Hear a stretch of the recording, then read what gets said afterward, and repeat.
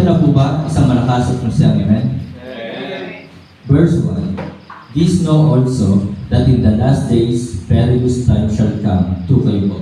For men shall be lovers of their own selves, envious, boasters, proud, blasphemers, disobedient to parents, unthankful, unholy. Without natural affections, truce breakers, false accusers, incontinent, fierce, despisers of those that are good for. Traitors, envy, high-minded, lovers of pleasures, and lovers of self. Having a form of godliness, but denying the power thereof, from such turn away. Verse 6. For of the sort are they which creep into houses, and lead captive silly women, laden with sins, led away with clever us. Ever learning and never able to come to the knowledge of the truth. 8. Now was Jannes and Jambres withstood Moses, so do this also resist the truth. Men of proud minds turn away concerning the faith. But they shall proceed no further, for their folly shall be manifest unto all men, as theirs also was then. But thou hast fully known my doctrine, manner of life, purpose, faith, long-suffering, charity, patience. Persecutions, afflictions, which came unto me at Antioch, at Iconium, at Lystra, what persecutions I endured, but out of them all the Lord delivered me. Verse 12. Yea, all of them with them that preach Christ Jesus are suffer persecution. But evil men and seducers shall wax worse and worse, deceiving and being deceived. 14. But we thou the things thou hast learned, and succeeded yourself, knowing of whom thou hast learned them. And that from a child thou hast known the holy scriptures, which are able to make thee wise unto salvations, through faith which is in Christ Jesus. Verse 16. All Scripture is given by inspiration of God, and is profitable for doctrine, for reproof, for correction, for instruction in righteousness. Verse 17, altogether waiting read, that the man of God may be perfect, truly furnished unto all good works. Tayo po hatay mo ko, pumikit tayo pinanalangin.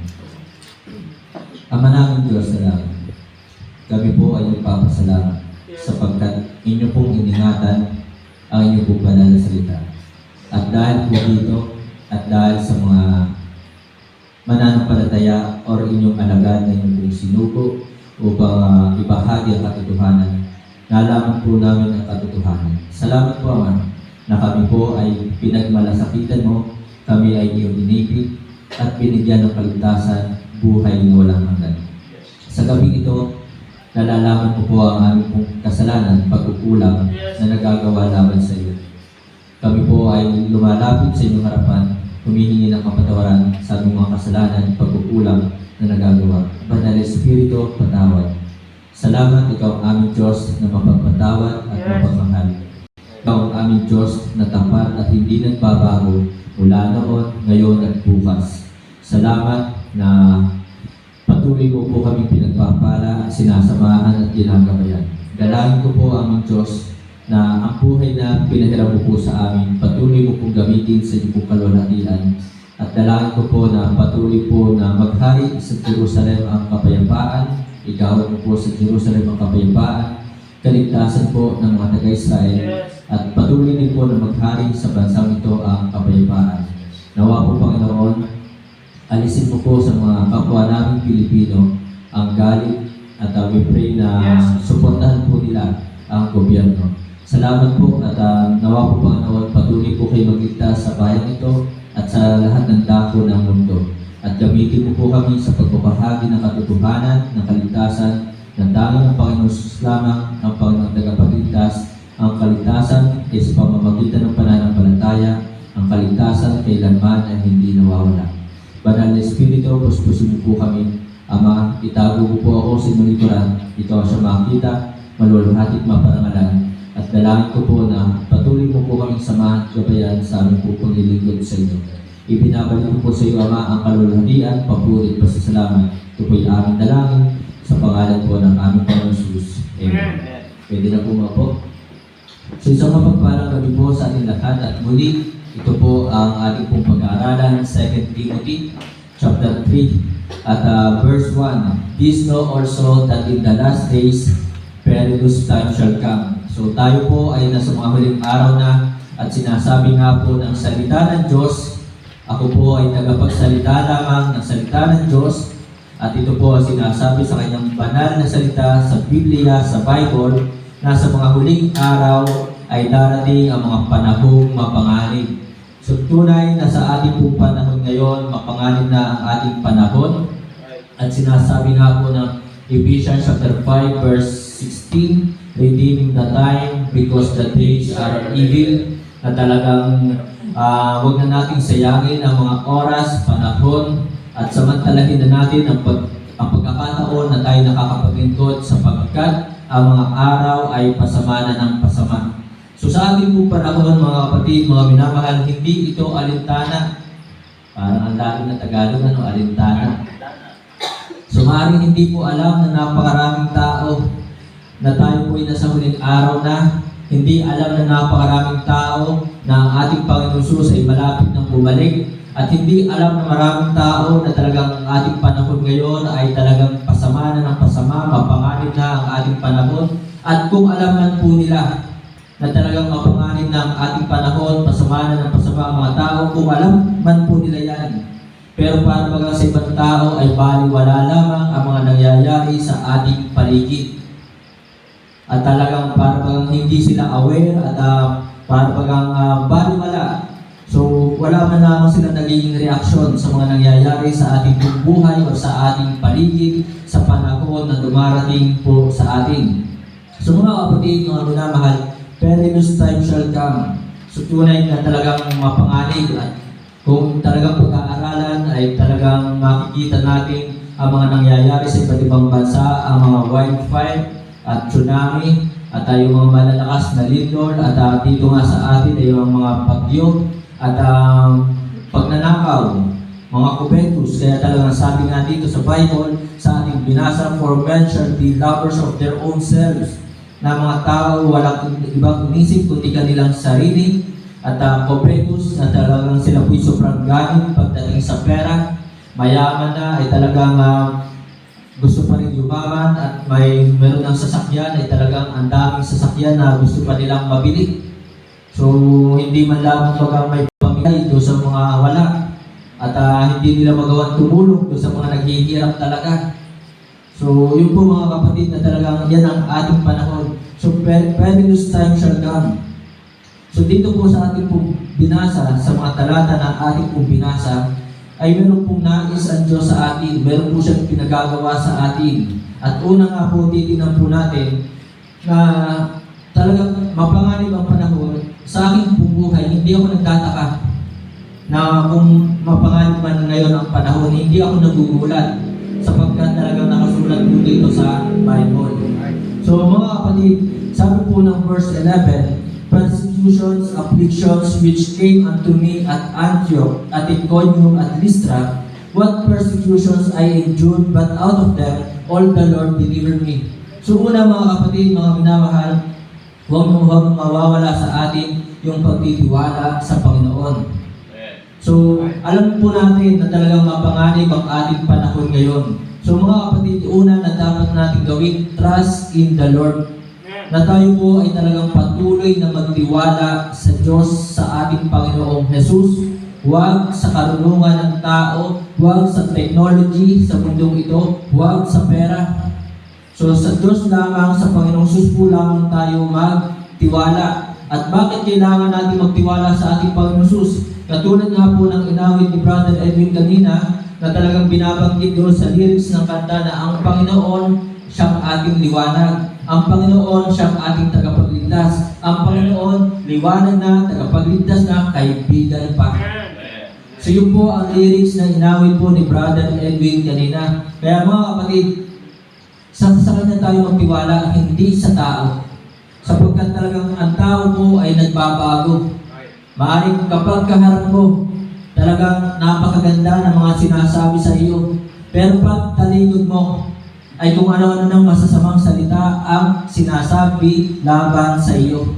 Kaya mga kapatid, sa Diyos tayo, sa Panginoon Jesus tayo magtiwala. At Sinabi din po dito sa atin kung binasa sa talata, sa salita ng Diyos, sa verse 13, but even men and seducers shall wax worse and worse, deceiving and being deceived. Na ang mga tao ay talagang masasama at talagang pasama ng pasama, nandaraya at lalong sumasama. So yun po sinasabi dito, datapwat ang masasamang tao at mga magdaraya ay lalong sasama ng sasama na mga dadaya at sila rin ang mga madadaya. Kaya mga kapatid, sa panahon ito, tanging sa Diyos tayo magtiwala. So, trust in the Lord. Kaya sabi po ng, I think, 1 Corinthians ba? Tingnan po natin ang ating pong Bible sa 1 Corinthians chapter 2 verse 5. Kung hindi ako nagkakamali, that your faith should not stand in the wisdom of men, but in the power of God. So yung ating pananampalataya, ang ating pagtitiwala ay dapat talagang nasa Diyos, nasa Panginoong Jesus, hindi sa karunungan ng tao. So yung po sinasabi dito, should not stand in the wisdom of men. So should not stand in technology of this world. So dapat ay talagang sa Diyos. Kaya mga kapatid, hindi ko naman sa pagpagawa lang kayo uminom ng gamot, pero kapag uminom ng gamot, ipag-pray muna yung gamot at sabihin na, Panginoon, gamitin mo po ang gamot na ito para pagalingin ang aking karamdaman. So ako po'y nagpapasalamat na talagang hindi ko na matandaan kung kailan ako huling uminom ng gamot. So kung meron akong mga nararamdaman na mga ubo, sipon, so tubig lang ang aking iginagamot at prayer. So yun po. At pineapple juice, na talagang umiinom ako ng pineapple juice once a week. So kasi ang pineapple juice, natural po yan. Yan po ay nilikha ng Diyos para sa kagalingan ng ating mga karamdaman. So mga kapatid, mga minamahal, hindi ko sinabi ko tayo mag-take ng gamot. Pero yun nga, dapat ang pananampalataya pa rin ay sa Diyos, hindi sa gamot. So yun po. So mga kapatid, mga minamahal, trust in the Lord. Bakit kailangan natin magtiwala sa Panginoon? Ang sabi po ng 1 Timothy chapter 1 verse 1, tinan po natin ang ating pong Bible sa 1 Timothy chapter 1 verse 1. Sabi po dito, Paul, an apostle of Jesus Christ, by the commandment of God, our Savior, and Lord Jesus Christ, which is our hope. So siya po yung ating pag-asa. Sa Kanya ka umasa, huwag sa tao. Sapagkat talagang hindi ka niya bibiguin. So sapagkat ang Diyos, ang Panginoong Jesus, ay hindi nagbabago. Siya po ay tapat na Diyos. So mga kapatid, trust in the Lord, for He is our salvation, He is our strength, He is our shepherd. Ang sabi po ng Psalms 27 verse 1, Psalms 27 verse 1, tingnan po natin ang ating pong Bible. Sa Psalms 27, chapter 27 verse 1, the Lord is my light and my salvation. Whom shall I fear? Kaya kung ang Panginoon tinanggap mo sa iyong puso bilang Panginoon tagapagligtas, hindi ka na dapat pinaghaharian ng takot, hindi dapat naghahari sa iyong takot, huwag kang matakot. At I think binanggit din kanina sa lyrics na kanta ni Brother Edwin na talagang siya'y lagi nating kasama. So yun po, na talagang, whom shall I fear? The Lord is my strength, is the strength of my life. Of whom shall I be afraid? Kaya mga kapatid, mga minamahal kong kaibig, meron nararamdaman, tumawag agad sa Panginoon. Kausapin agad ang Panginoon. Panginoon, may nararamdaman ako, masakit ang puso ko. Ayun, kagaya. Diba? So kung meron kayong nararamdaman, ipaalam agad sa Panginoon. Panginoon, masakit ang aking paa, masakit ang aking lalamunan. Dalangin ko'y kagalingan at huwag mahadlangan ang aking paglilingkod sa iyo. So ipaalam agad sa Panginoon sapagkat ang Panginoon ang ating lakas, ang Panginoon ang ating dakilang manggagamot, ang Panginoon ang ating shepherd, ang ating kalakasan, ang ating kaligtasan. Kaya mga kapatid, trust in the Lord. Sa Diyos tayo magtiwala ng buong puso. At sabi nga po ng Exodus 15 verse 2, Exodus chapter 15 verse 2. Kaya mga kapatid, mga minamahal, Pentecost shall come. Trust in the Lord. Verse 2, the Lord is my strength and song. Kaya nga ang ating laging inaawit ay puro patungkol sa Diyos.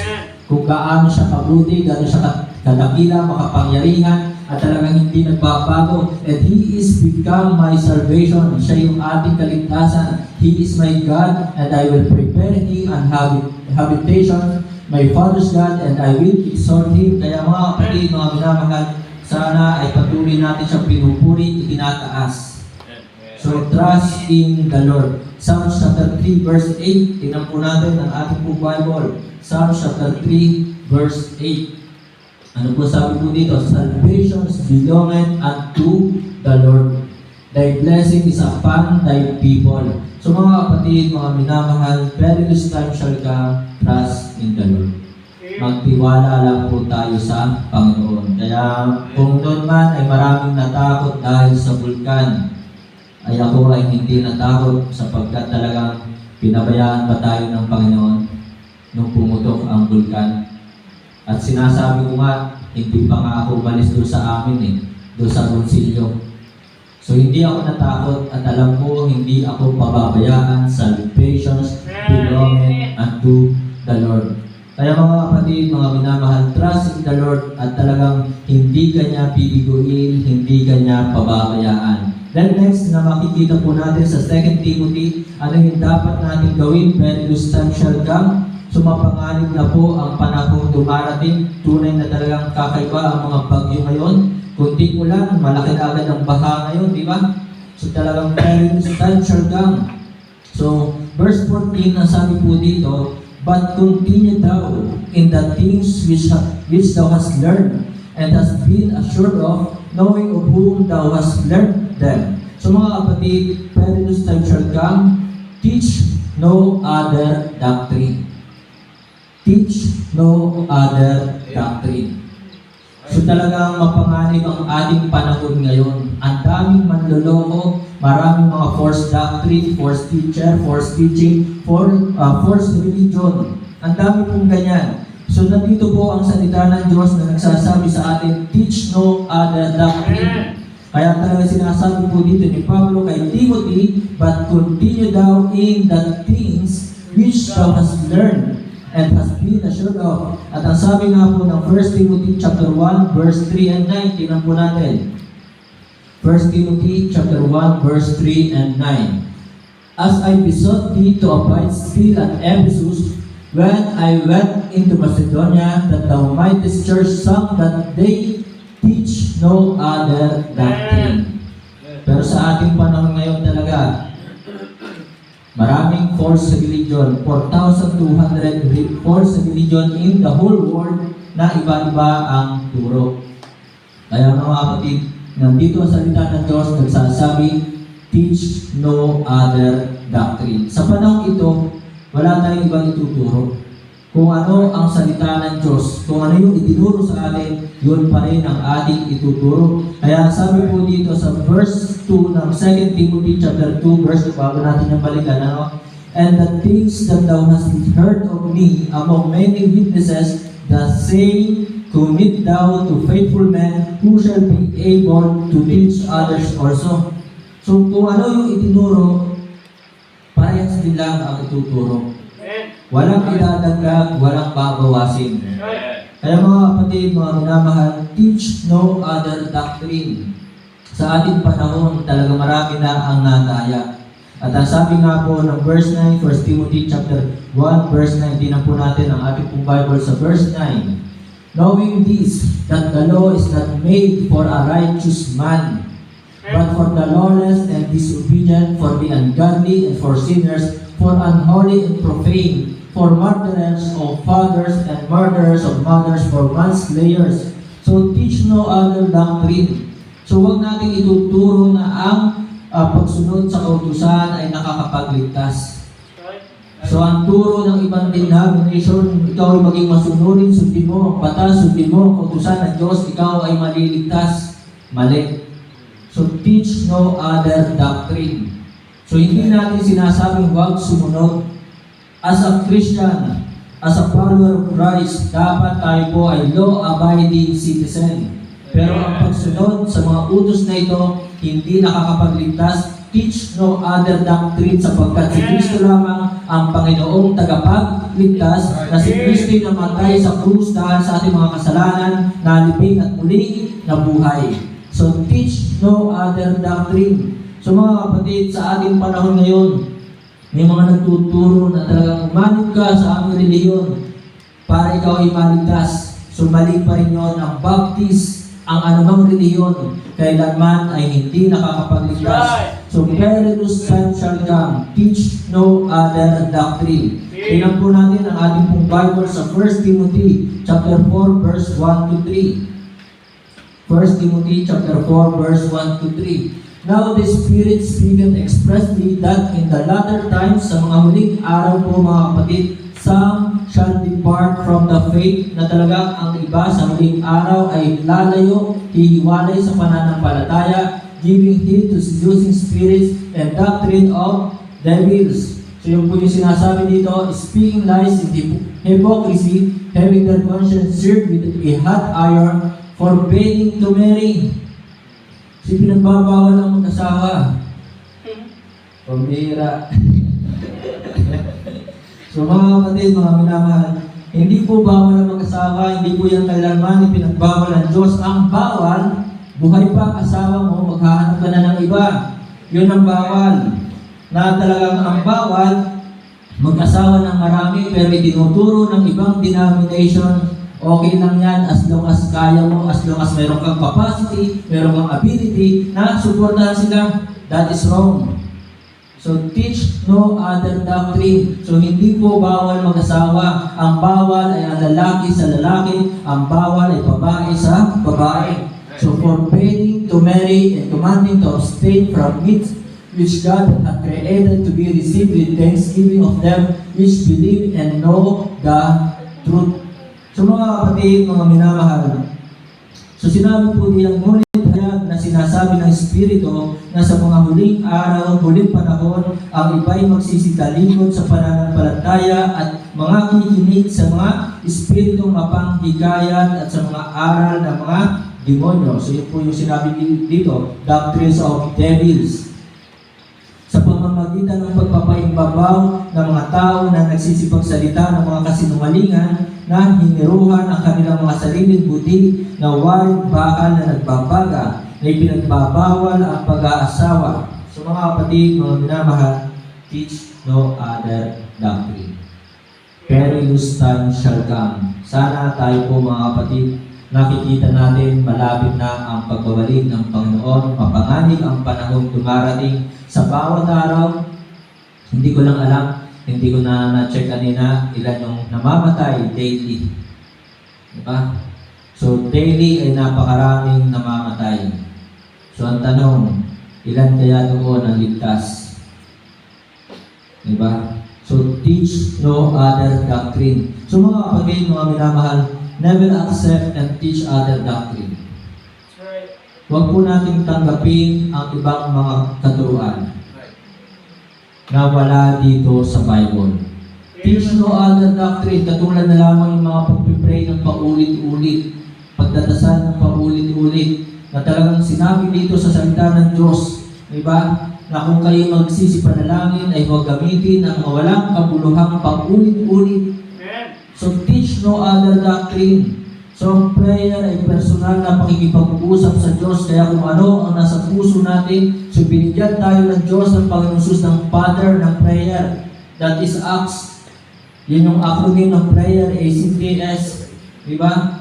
Purihin muna ang Diyos, humingi ng tawad, isa-isahin ang mga kasalanan nagawa, magpasalamat, humingi ng pangangailangan, tapusin ang prayer sa pangalan ng Panginoong Jesus. So teach no other doctrine. Huwag natin sasabihin na okay lang yan, yung mga prayer na yan. Yung mga paulit-ulit na yan, okay lang yan. Sa Diyos din naman yan, no? So hindi po yan sa Diyos yung mga paulit-ulit na prayer. So teach no other doctrine, never accept and teach other doctrine, never attach yourself with them. Huwag natin isasama ang ating sarili doon sa mga nagtuturo ng mali. Huwag tayong makikipag-compromise. Diba? Na para bagang nakikisa tayo sa kanilang ginagawa. Kaya nga nandito sa salita ng Diyos, be ye not therefore partakers with them with the unfruitful works of darkness. So yun po sinabi po dito sa Ephesians chapter 5, tingnan po natin. Ephesians chapter 5, verse Huwag po tayo magkaroon ng pakikibahagi doon sa verse 7. Be not ye therefore partakers with them. So talaga sinabi po dito, huwag tayong makibahagi sa kanila. So never accept or never attach yourself with them. Huwag natin isama ang ating sarili. So mga kapatid, ako po nung simula nung makakilala kay Kristo, tinanggap ko siya bilang Panginoon at tagapagligtas, hindi na ako pumasok sa iba't iba pang denomination. Hindi ko na tinignan pa ang kanilang katuruan. So sapagkat alam kong mali. Kaya mga kapatid, mga minamahal, never attach yourself with them and never abide in wrong doctrines. So kung alam na natin ngayon ang katotohanan, iwan na natin ang maling katuruan. Amen po ba? So mga kapatid, kung ikaw ay Baptist Christian, so ang pipiliin mo ay Baptist Christian din. Huwag kang magpapaligaw sa mga unbeliever, huwag kang manliligaw ng unbeliever. So kaya talagang never attach yourself and never abide in wrong doctrine. So hindi mo kalugod-lugod sa Diyos kung ikaw ay nasa katotohanan na ay babalik ka pa doon sa kasinungalingan, kaya kailanman hindi magsasama ang liwanag at ang dilim. So never attach and never abide in wrong doctrine. So yun po mga kapatid, perilous time shall come, talagang mapanganib na ang panahong dumarating. So teach no other doctrine. And then verse 15. Tingnan po natin ang 2 Timothy chapter 3 verse 15. And that from a child thou hast known the Holy Scriptures. Thou hast known the Holy Scriptures, which are able to make thee wise unto salvation through faith, which is in Christ Jesus. So perilous time shall come, tell them to the people who is the true Savior. So, mapanganib na yung ating panahon, ang daming namamatay sa araw-araw, iba't ibang sakuna. So, nagkaroon ng malaking sunog sa Tondo. Tapos ay, ano pa po yung mga nababalitaan natin mga trahedya? Aksidente sa araw-araw. So, ang daming na aksidente.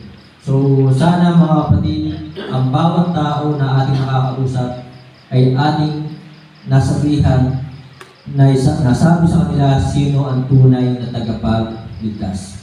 Tell them to the people who is the true Savior. Ito yung nais ng Diyos sa atin ngayon. Diba? Masaya tayong babalik ang Panginoon. Masaya tayong kukunin tayo ng Panginoon Jesus. Masaya tayo dahil hindi natin dadanasin ang 7 taong kahirapan o yung 7 years tribulation period. Pero paano naman yung ating kaibigan? Paano naman ang ating kamag-anak? Paano naman ang ating kapitbahay? So, tell them to the people who is the true Savior. Kasi ang nakagisnan ng maraming tao, as long as ikaw ay mabait, ikaw ay sa langit. At sinasabi ng maraming tao, dito na ako nagising, dito ako pinanganak, dito rin ako mamamatay. Sinabi ko rin yan dati. Pero salamat, binago ng Panginoon, nakakilala ako sa katotohanan. So mga kapatid, tell them to the people who is the true Savior. Sabihin natin sa kanila na ang Panginoong Jesus ay namatay dahil sa ating mga kasalanan, nalibing at muli na buhay, na ang Panginoong Jesus lamang ang tunay na tagapagligtas.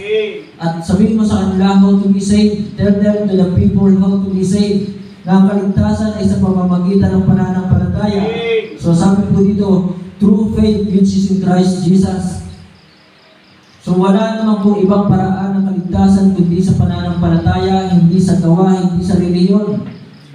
At ang sabi nga po ng Ephesians chapter 2 verse 8 and 9, for by grace are ye saved through faith, and that not of yourself, it is the gift of God, not of works, lest any man should boast. Na talagang sinasabi ng salita ng Diyos hindi sa gawa, kundi sa pamamagitan ng pananampalataya kay Kristo. For God so loved the world that He gave His only begotten Son, that whosoever believeth in Him should not perish, but have everlasting life.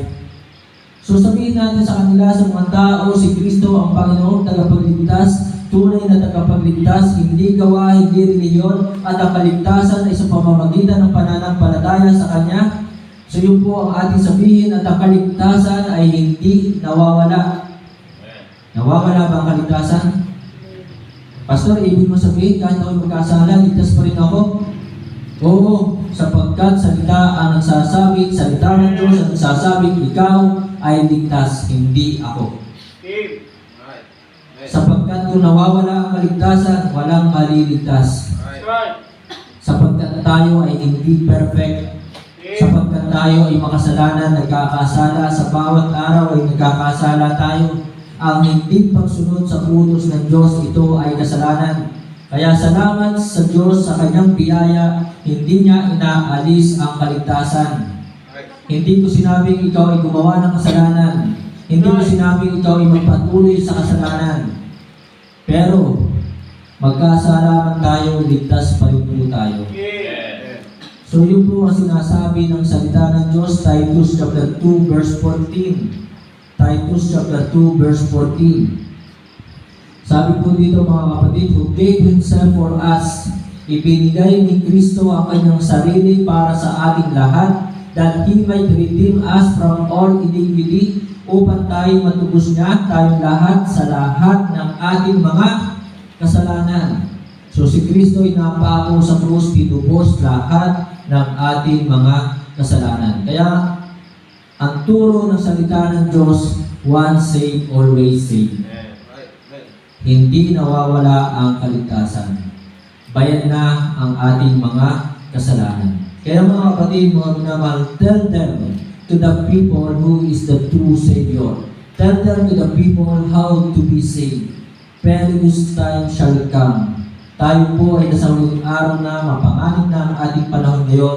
Maraming namamatay araw-araw.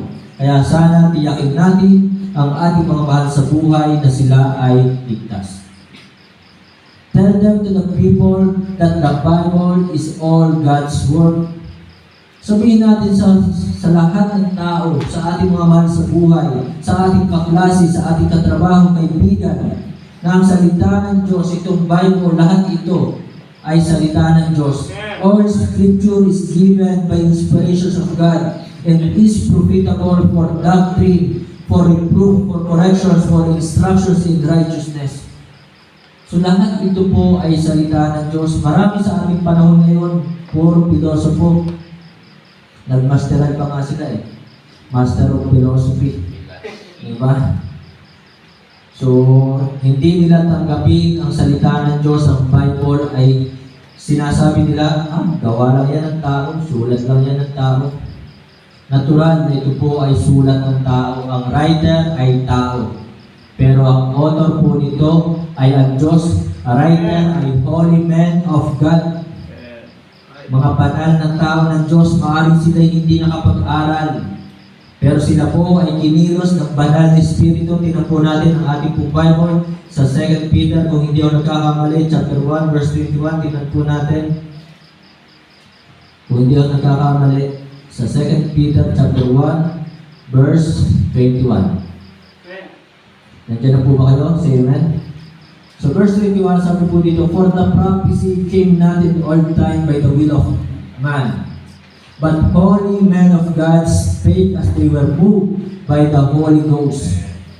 So, sina Prophet Isaiah, Prophet Daniel, and Moses, at sino pa ba?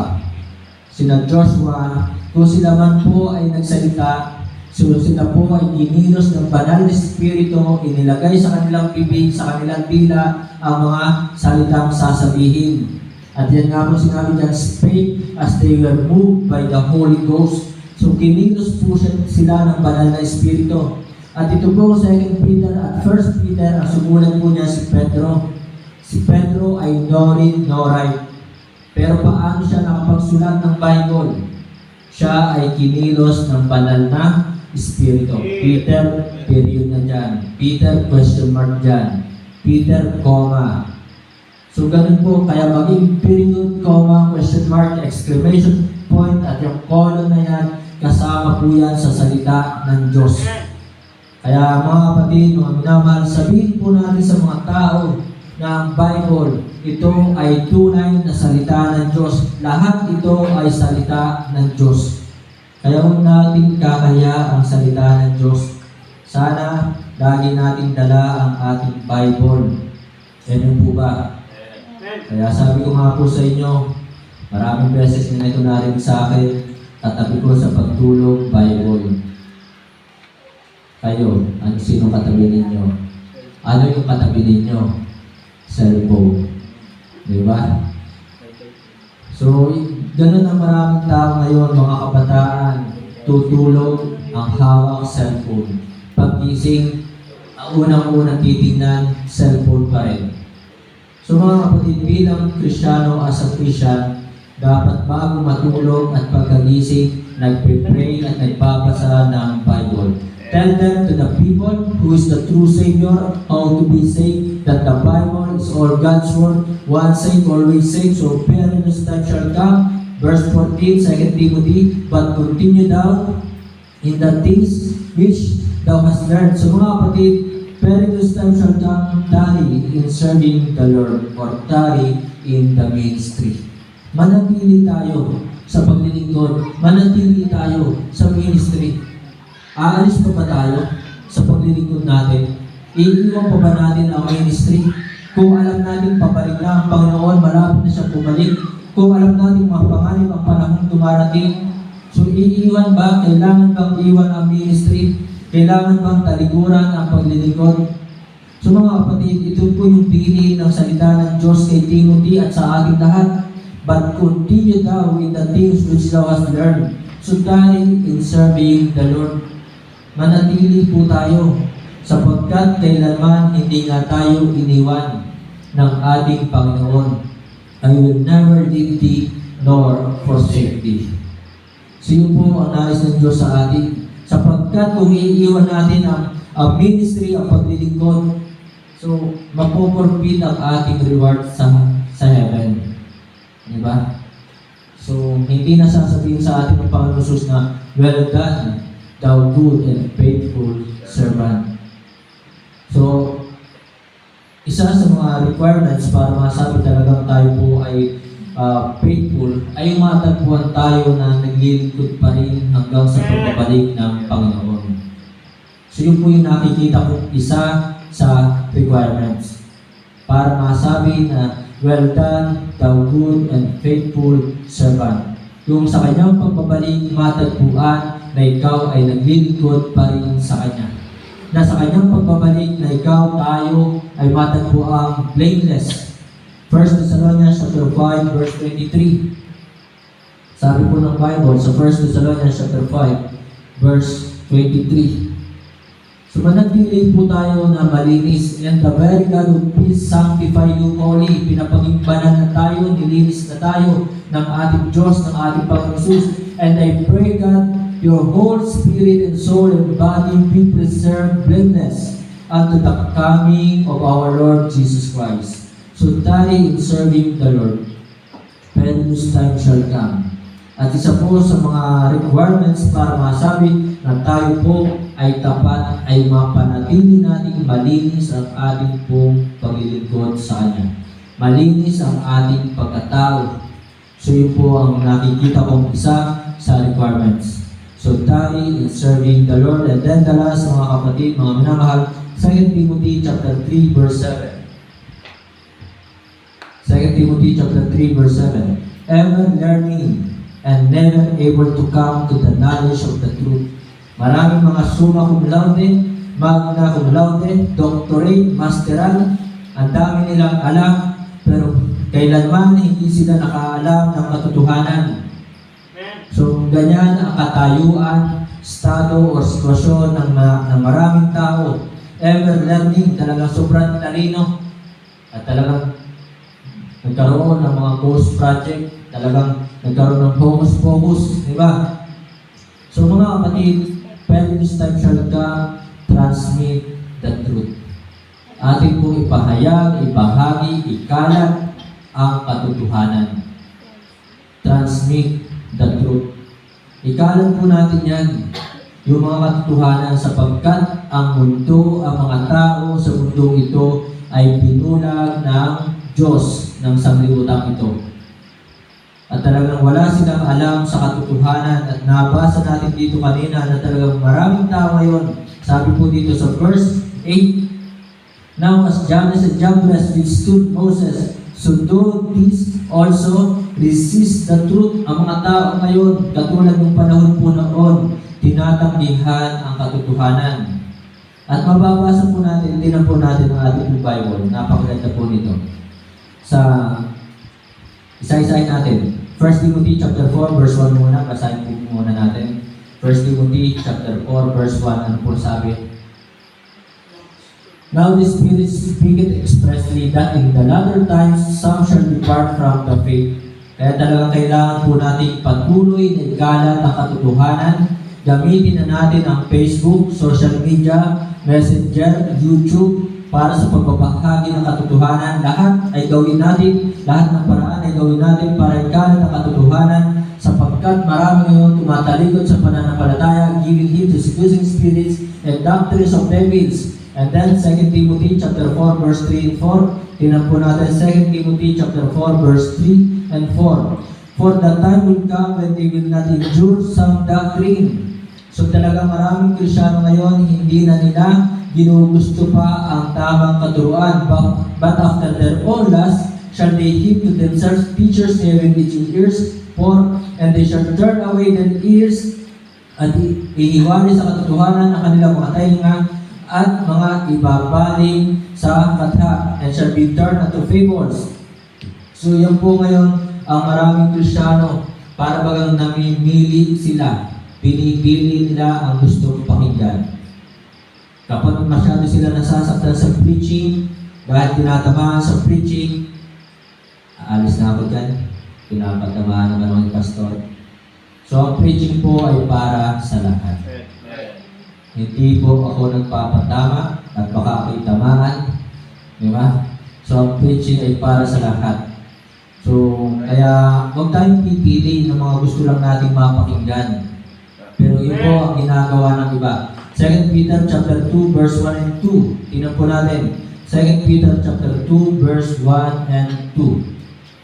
"But there were false prophets also among the people." So noon pa man ay meron ng mga bulaang propeta, even as there shall be false teachers, bulaang guro, false teachers among you, who privily shall bring damnable heresies, even denying the Lord that bought them, and bring upon themselves swift destruction. So talagang itinuturo nila na si Kristo ay tao lang. So yun po ang kanilang turo. Na talagang hindi nila itinuturo na tayo po ay pinili, tinubos ng dugo ng ating Panginoong Hesus. So hindi po nila itinuturo yan. And then verse 2, "And many shall follow their pernicious ways, by reasons of whom the way of truth shall be evil spoken of." Ngayon, kung ano yung katotohanan, yun ang masama. Kung ano yung katotohanan, para bagang ito yung kasalanan sa kanila. Pero kung ano yung kasalanan ngayon, yun ang mas maganda sa kanila. Yan po yung sinasabi po diyan sa mga talata. Diba? Sa 2 Peter chapter 2 verse 2. Na talagang kung ano yung masama, yun ang mabuti. At kung ano yung katotohanan, yun ang masama. 1 John 2:18. Nagmamadali na si Brother Edwin. "Dear children, it is the last time." Ito yung nasa huling araw na. "And as ye have heard na inyong napakinggan that Antichrist shall come, even now are there many Antichrist."